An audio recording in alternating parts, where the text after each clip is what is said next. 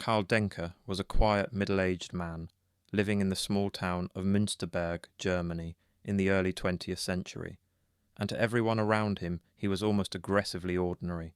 He was known as a polite, deeply religious man who attended church regularly, donated money to charity, and even volunteered to help prisoners of war during World War I. Locals called him Papa Denke, seeing him as harmless, charitable, and slightly odd, the kind of man who faded into the background of daily life. But behind that reputation was a secret so grotesque that it still feels unreal today. Between roughly 1903 and 1924, Denke murdered an unknown number of men. Estimates range from dozens to possibly over 40, and engaged in systematic cannibalism, turning human bodies into food and goods sold to unsuspecting customers. Denke targeted vagrants, drifters and travellers, offering them food, shelter or work before killing them with blunt objects in his home.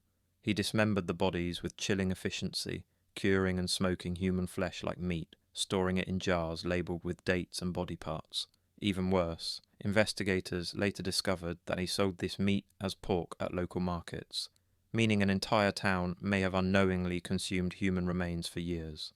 His crimes went undetected, largely because his victims were socially invisible, and Denke himself was trusted and respected.